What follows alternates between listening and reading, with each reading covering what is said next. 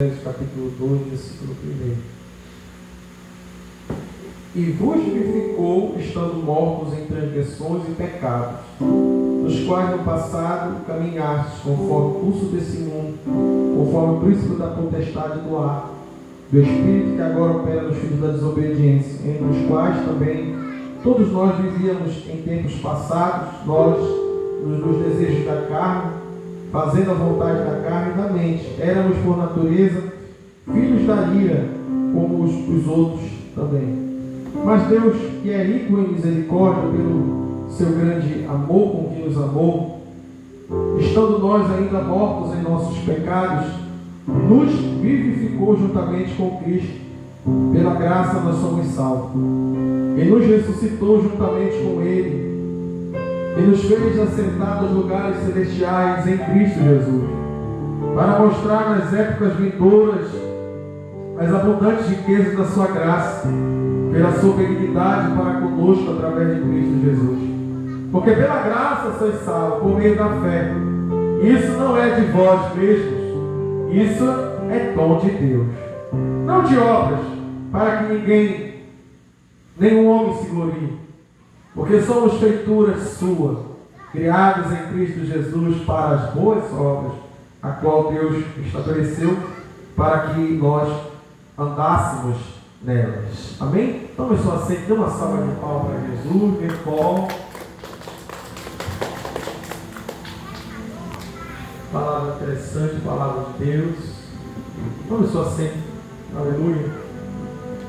Meus irmãos, Paulo traz uma carta aos Efésios, uma carta exaltando a graça de Deus. Aqui, essa carta que nós lemos agora, esses textos, fala a respeito, exaltando a pessoa de nosso Senhor e Salvador Jesus Cristo, dizendo que nós estávamos mortos em nossos pecados. O pecado, desde Adão, quando o pecado veio ao mundo através de Adão, quando ele comeu daquele fruto proibido, a morte reinou através do pecado dele. Mas a Bíblia diz que Deus faz uma profecia lá no jardim. Deus diz: da semente que nascer da tua esposa vai nascer um descendente que vai esmagar a cabeça da serpente e vai vencer o que você não venceu, Adão. Você não conseguiu vencer, ela te venceu, a tentação te venceu. Mas vai nascer um descendente de ti, que vai vencer a tentação, que vai vencer o diabo, que vai vencer o pecado. E há mais de 2000 anos atrás nós sabemos que ele veio e venceu todo o mal, tudo aquilo que o homem não conseguiu vencer, tudo aquilo que a gente não conseguia vencer, ele venceu por nós. Ele conquistou uma vitória para todos nós, para toda a humanidade. Nós não conseguimos se salvar, não conseguimos obedecer a palavra de Deus, mas Jesus veio e fez tudo por nós, para que tudo viesse para nós como um presente, como uma graça de Deus, um favor. A salvação não é... A salvação, a Bíblia diz, Paulo vem revelar nesse texto que nós falamos, vem falar que a salvação é pela graça. A palavra graça significa favor imerecido, significa um presente. A salvação é um presente que Deus dá, que Ele deu a nós através do sacrifício do Filho dele. Então, meus irmãos, eu ouvi alguém falando sobre a graça, muito interessante sobre a graça,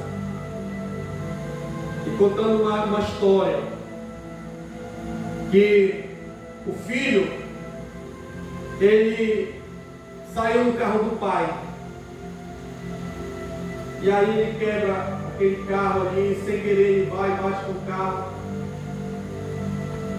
e aí o filho chega meio assim sem jeito diante do pai: pai, eu quebrei o seu carro, deu um descuido, uma falta de atenção. E aí o pai, se ele fosse agir pela lei, olha, tu vai pagar tudo o que tu fez. Tu vai ser preso, tu vai pagar cada tostão. Tu vai pagar, repor todas as peças. Se o pai lidasse com o filho segundo a lei, ele ia exigir tostão por tostão a recuperação de todas as peças. Mas o pai, agindo com graça, olha para o filho e diz: filho, fica tranquilo, eu vou comprar todas as peças, eu vou arcar com todas as despesas, tu não vai pagar nada, eu vou pagar por ti tudo. Você me ofendeu, mas eu vou fazer tudo isso e ainda vou dar para você andar de novo o carro. Então isso é um exemplo de graça. O filho é desobediente, já fez tantas coisas erradas, mas o nosso pai, como ele nos ama, como ele é misericordioso, ele diz: olha, tu não consegue pagar tudo isso, aleluia, as consequências, mas então eu vou pagar no teu lugar. Foi isso que aconteceu. Jesus pagou o preço por nós, para que nós pudéssemos ser aceitáveis aos olhos de Deus, para que Deus pudesse nos salvar e nos perdoar e nos acolher no seu reino. Então, graça é uma loucura. Aleluia. Outro exemplo de graça, outra história de graça, falar sobre graça.